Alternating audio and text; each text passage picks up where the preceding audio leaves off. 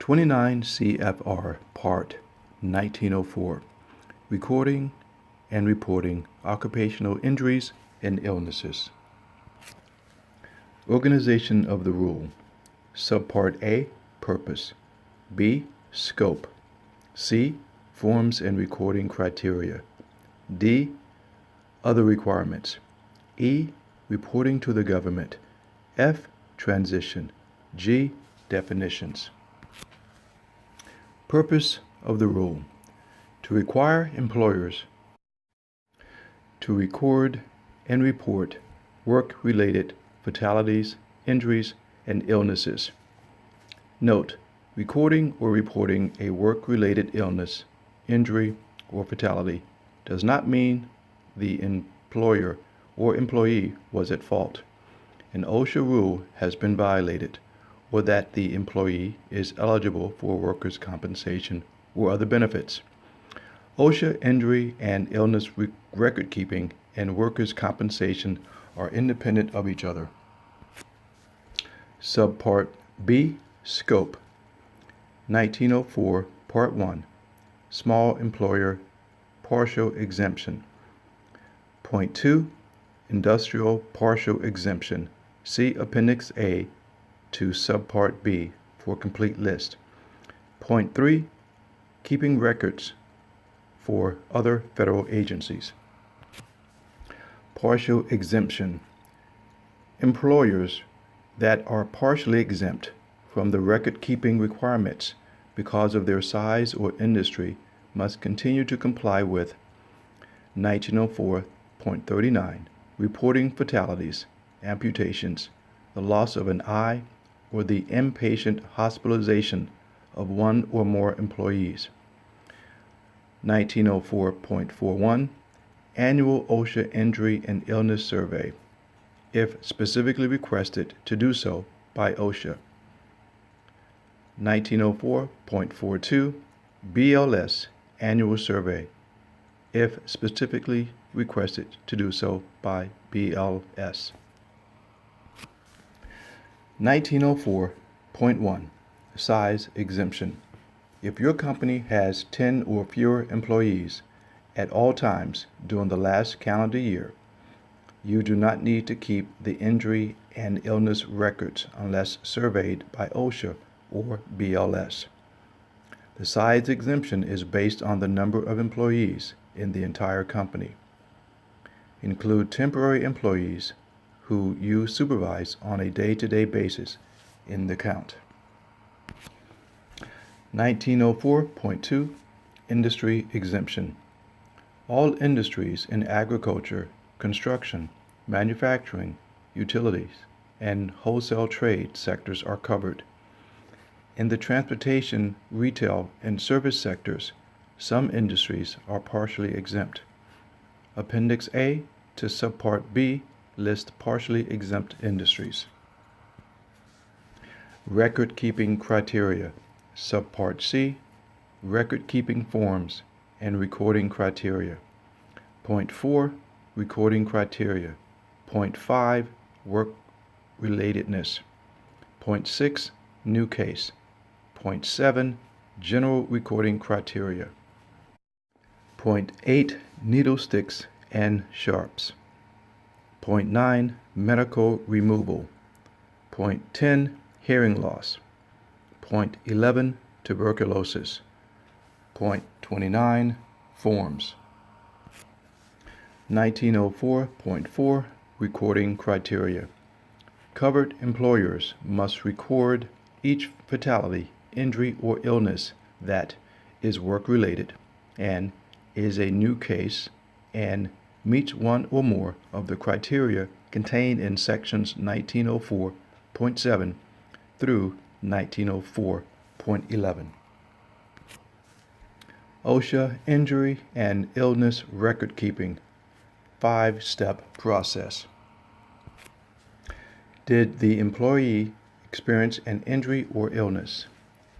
If yes, is the injury or illness work-related?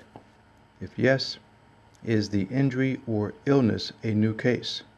If yes, does the injury or illness meet the general criteria or the application to specific cases? If yes, record the injury or illness. Step 1. Did the employee experience an injury or illness? Definition 1904.46. An injury or illness is an abnormal condition or disorder. Injuries include cases such as, but not limited to, a cut, fracture, sprain, or amputation.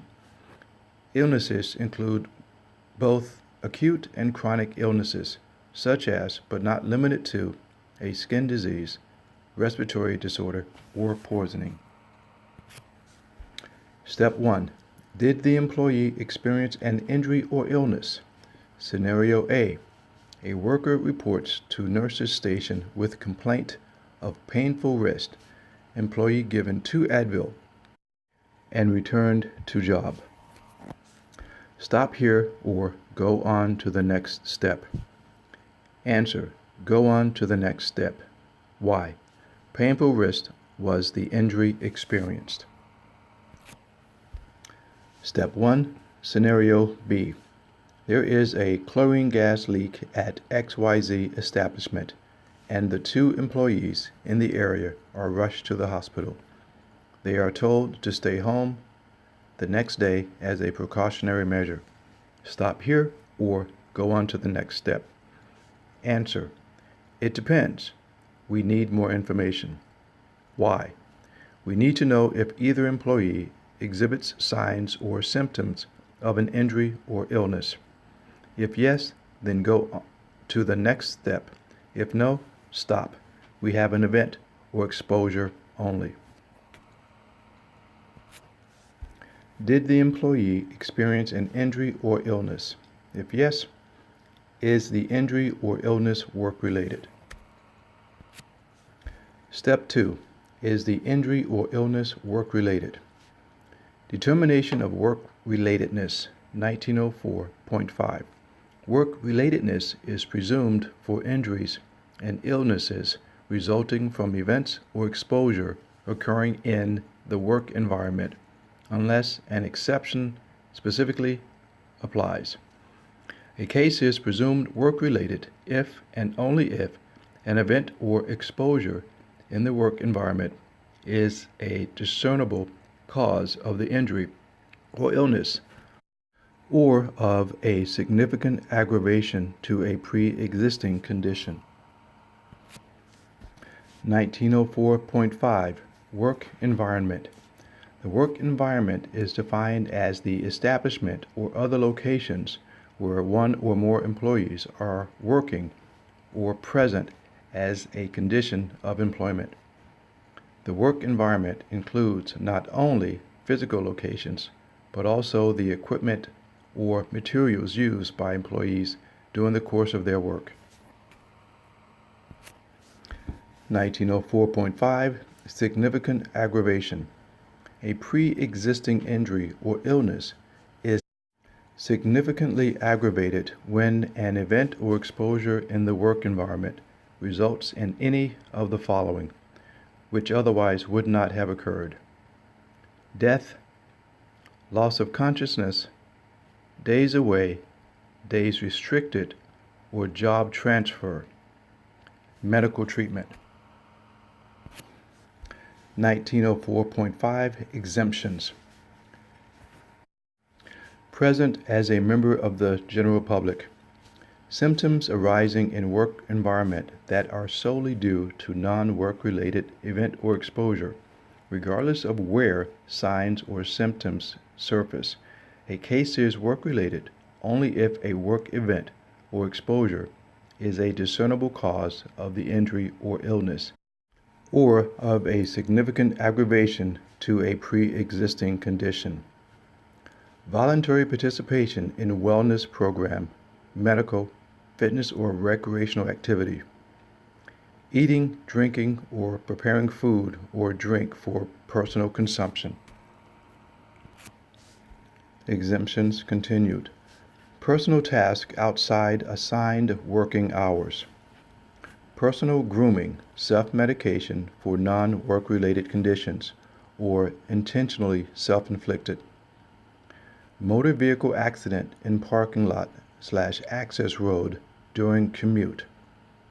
Common cold or flu. Mental illness, unless employee voluntarily provides a mental opinion from a physician or licensed healthcare professional. Having appropriate qualifications and experience that affirms work-relatedness. 1904.5 Travel status. An injury or illness that occurs while an employee is on travel status is work-related if it occurred while the employee was engaged in work activities in the interest of the employer. Home away from home. Detour for personal reason is not work-related. 1904.5 Work at home. Injuries and illnesses that occur while an employee is working at home are work-related. They occur while the employee is performing work for pay or compensation in the home and are directly related to the performance of work rather than the general home environment. Step 2 is the injury or illness work-related. Scenario A. Employee gives blood at voluntary work-sponsored blood drive and passed out, loss of consciousness. Stop here or go on to the next step. Answer: stop here. Why? Exemption. The injury or illness resulted solely from voluntary participation in a wellness program or in a medical fitness or recreational activity such as blood donation, physical examination, flu shot, exercise class, racquetball, or basketball. Scenario B. Employee sprains ankle in company parking lot on his way into work. Stop here or go on to the next step. Answer: go on. Why? There is no exemption that applies. Parking lot exemption applies only to motor vehicle accidents during commute. Scenario C. Employee slips and falls in hallway, breaking arm while working on daughter's science project on Saturday. Employee's day off. Stop here or go on to next step. Answer: stop. Why? Exemption. The injury or illness is solely the result of an employee doing personal tasks unrelated to their employment at the establishment outside of the employee's assigned working hours. Did the employee experience an injury or illness? If yes, is the injury or illness work-related? If yes, is the injury or illness a new case? Step 3. Is the injury or illness a new case? Determination of a new case. Consider an injury or illness a new case if the employee has not previously experienced a recorded injury or illness of the same type that affects the same part of the body, or the employee previously experienced a recorded injury or illness of the same type that affected the same part of the body but had recovered completely. All signs and symptoms had disappeared from the previous injury or illness, and an event or exposure in the work environment caused the signs or symptoms to reappear. 1904.6 New case. If there is a medical opinion regarding resolution of a case, the employer must follow that opinion. If an exposure triggered the recurrence, it is a new case, e.g., asthma, rashes. If signs and symptoms recur even in the absence of exposure, it is not a new case, e.g., silicosis, tuberculosis, asbestosis. Step 3. Is the injury or illness a new case? Scenario A. 5 weeks ago, employee sprained wrist at work and received support, prescription medication, and light duty. 2 weeks ago, employee was back on normal job and completely recovered. Today, 5 weeks after the injury, employee complained of pain in same wrist after moving box. Stop here or go to the next step. Answer, go on. Why? Employee had completely recovered from the previous injury and a new event or exposure occurred in the work environment. Scenario B. 5 weeks ago, employee sprained wrist at work and received support, prescription medication, and light duty. 2 weeks ago, employee was back on normal job but continued to take prescription medication. Today, 5 weeks after the injury, employee complains of pain in same wrist after moving boxes. Stop here or go to the next step. Answer, stop. Why? Employee had not completely recovered from the previous injury or illness. Update the previously recorded entry if necessary. Scenario C. Employee fractures foot at work. Every 6 months or so it bothers him and he is placed on light duty for a day or two. Stop here or go to the next step. Answer, it depends. We need more information. Why?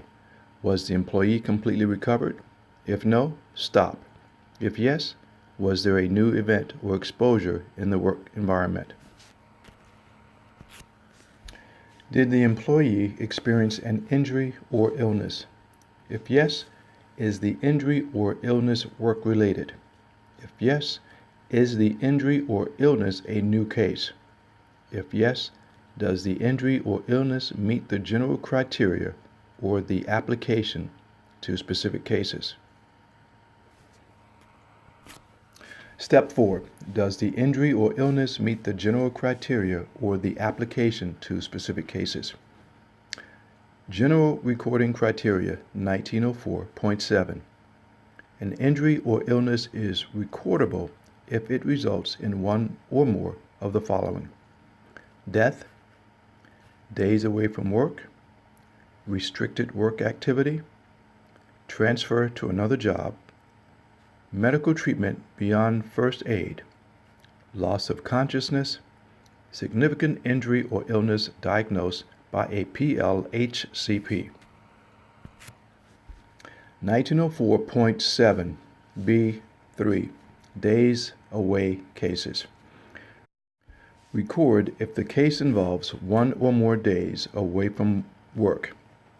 Check the box for days away cases and count the number of days. Do not include the day of injury or illness. Days away cases continued. Day counts. Days away or days restricted. Count the number of calendar days the employee was unable to work. Include weekend days, holidays, vacation days, etc. Cap day count at 180 away and or days restricted. May stop day count if employee leaves company for a reason unrelated to the injury or illness. If a medical opinion exists, employer must follow that opinion. Restricted work cases. Record if the case involves one or more days of restricted work or job transfer. Check the box for restricted/transfer cases and count the number of days. Do not include the day of injury/illness. Restricted work cases.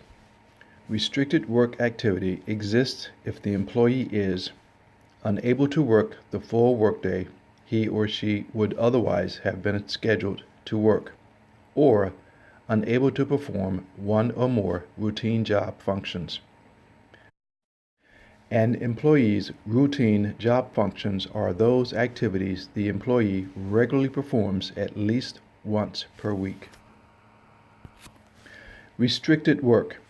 A case is not recordable under 1904.7(b)(4) as a restricted work case if the employee experiences minor musculoskeletal discomfort. A healthcare professional determines that the employee is fully able to perform all of his or her routine job functions, and the employer assigns a work restriction to that employee for the purpose of preventing a more serious condition from developing. Job transfer. An injured or ill employee is assigned to a job other than his or her regular job for part of the day. A case is recordable if the injured or ill employee performs his or her routine job duties for part of a day and is assigned to another job for the rest of the day. Medical treatment. Medical treatment is the management and care of a patient to combat disease or disorder. It does not include visits to a PLHCP solely for observation or counseling. Diagnostic procedures. First aid. First aid. Using non-prescription medication at non-prescription strength. Tetanus immunization. Cleaning, flushing, or soaking surface wounds. Wound covering. Butterfly bandages. Steri-strips. Hot or cold therapy. Non-rigid means of support. Temporary immobilization device used to transport accident victim. First aid continued. Drilling of fingernail or toenail, draining fluid from blister. Eye patches. Removing foreign bodies from eye using irrigation or cotton swab. Removing splinters or foreign material from areas other than the eye by irrigation, tweezers, cotton swabs, or other simple means. Finger guards. Massages. Drinking fluid for relief of heat stress. Loss of consciousness. All work-related cases involving loss of consciousness must be recorded. Significant diagnosed injury or illness. The following work-related conditions must always be recorded at the time of diagnosis by a PLHCP. Cancer, chronic irreversible disease, punctured eardrum, fractured or cracked bone or tooth. Blood-borne pathogens. Record all work-related needle sticks and cuts from sharp objects that are contaminated with another person's blood or other potentially infectious material. Includes human bodily fluids, tissues, and organs, other materials infected with HIV or HBV, such as laboratory cultures. Record splashes or other exposures to blood or other potentially infectious material if it results in diagnosis of a blood-borne disease or meets the general recording criteria. Medical removal. If an employee is medically removed under the medical surveillance requirements of an OSHA standard, you must record the case. The case is recorded as either one involving days away from work or days of restricted work activities. If the case includes voluntary removal below the removal levels required by the standard, the case need not be recorded. Hearing loss. Must record all work-related hearing loss cases where employee has experienced a standard threshold shift, STS, and Employee's hearing level is 25 decibels, dB, or more above audiometric 0, averaged at 2,000, 3,000, and 4,000 Hertz in the same ear as STS.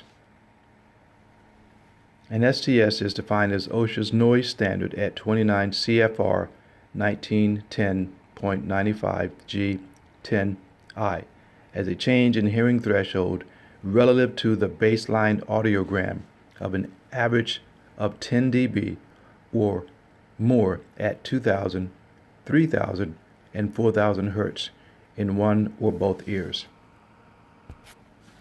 Hearing loss continued. Must compute the STS in accordance with OSHA's noise standard 1910.95. Compare employee's current audiogram to the original baseline audiogram or the revised baseline audiogram allowed by 1910.95 G9. May adjust for aging to determine whether an STS has occurred using tables in Appendix F of 1910.95. May not adjust for aging to determine whether or not hearing level is 25 dB or more above audiometric 0. Tuberculosis. Record a case where an employee is exposed at work to someone with a known case of active tuberculosis and subsequently develops a TB infection. A case is not recordable when the worker is living in a household with a person who is diagnosed with active TB. The Public Health Department has identified the worker as a contact of an individual with active TB. A medical investigation shows the employee's infection was caused by exposure away from work. 1904.29 Forms. OSHA Form 300, Log of Work-Related Injuries and Illnesses. OSHA Form 300A, Summary of Work-Related Injuries or Illnesses. OSHA Form 301, Injury and Illness Incident Report. The following is the OSHA Form 300, Log of Work-Related Injuries and Illnesses. Please take a moment to review.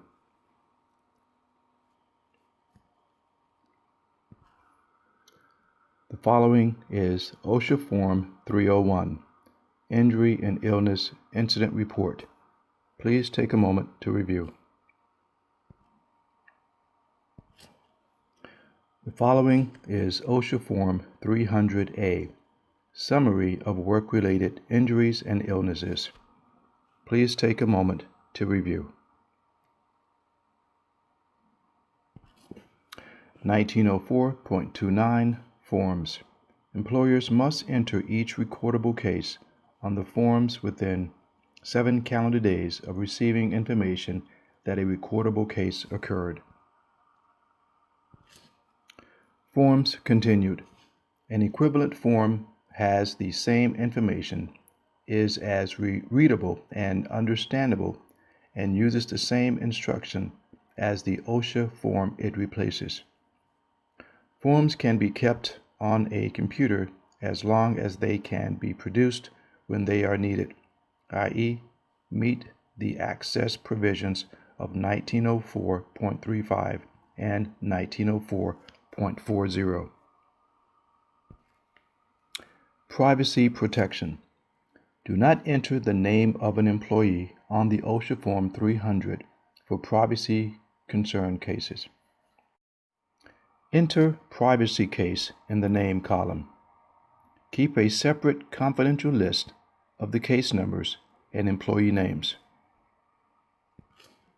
Privacy protection.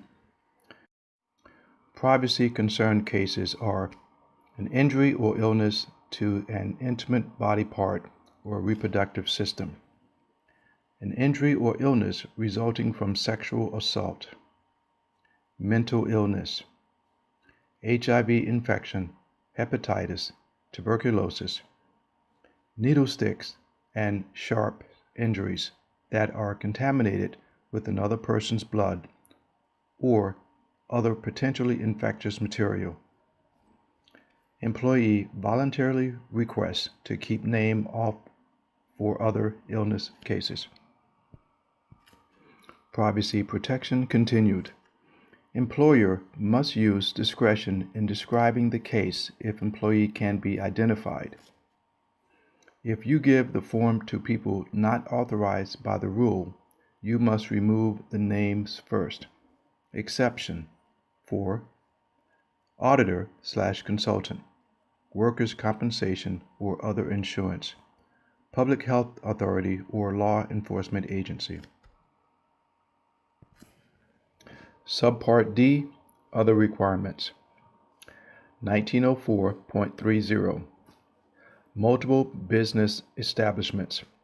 .31, Covered Employees. .32, Annual Summary. .33, Retention and Updating. .34, Change of Ownership. .35, Employee Involvement. .36, Discrimination. .37, State Plans. .38, Variances. 1904.30, Multiple Business Establishments. Keep a separate OSHA Form 300 for each establishment that is expected to be in operation for more than a year. May keep one OSHA Form 300 for all short-term establishments. Each employee must be linked with one establishment. .31, Covered Employees. Employees on payroll. Employees not on payroll who are supervised on a day-to-day basis. Exclude self-employed or partners. Temporary help agencies should not record the cases experienced by temp workers who are supervised by the using firm. .32, Annual Summary. Review OSHA Form 300 for completeness and accuracy, correct deficiencies. Complete OSHA Form 300A. Certify Summary. Post Summary. .32, Annual Summary continued. A company executive must certify the summary.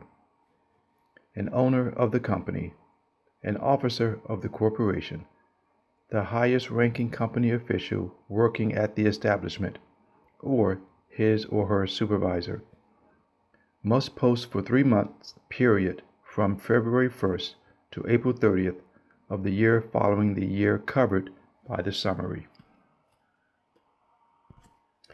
.33, Retention and Updating. Retain forms for 5 years following the year that they cover. Update the OSHA Form 300 during that period. Need not update the OSHA Form 300A or OSHA Form 301. .35, Employee Involvement. You must inform each employee of how to report an injury or illness. Must set up a way for employees to report work-related injuries or illnesses promptly, and must tell each employee how to report work-related injuries or illnesses to you. .35, Employee Involvement. Must provide limited access to injury and illness reports to employees, former employees, and their personal and authorized representative. Provide copy of OSHA Form 300 by end of next business day. Provide copy of OSHA Form 301 to employee, former employee, or personal representative by end of next business day. Provide copies of OSHA Form 301 to authorize the representative within 7 calendar days. Provide only information about the case section of form. Point 36. Prohibition against discrimination. Section 11C of the Acts prohibits you from discriminating against an employee for reporting a work-related fatality, injury, or illness. Section 11C also protects the employee who files a safety and health complaint, asks for access to the Parts 1904 records, or otherwise exercises any rights afforded by the OSHA Act. Point 37. State plans. State plan states must have the same requirements as federal OSHA for determining which injuries and illnesses are recordable and how they are recorded. For other parts 1904 requirements, state plan requirements may be more stringent. 1952.4 has been modified to reflect these concepts. Subpart E, reporting information to the government. 1904.39, fatalities and catastrophic reporting. 1904.40, access for government representatives. .41, OSHA survey. .42, BLS survey. 1904.39, fatality/catastrophic reporting. Report within 8 hours any work-related fatalities. Report within 24 hours any work-related amputation, loss of an eye, or inpatient hospitalization of one or more employees. Do not need to report highway or public street motor vehicle accidents outside of a construction work zone. Do not need to report commercial airplane, train, subway, or bus accidents. Point 40. Providing records to government representatives. Must provide copies of the records within 4 business hours. Use the business hours of the establishment where the records are located. For more help, OSHA's record-keeping page. OSHA Regional Record-Keeping Coordinators. State Plan States. OSHA Training Institute Education Centers. This concludes Injury and Illnesses Comprehensive.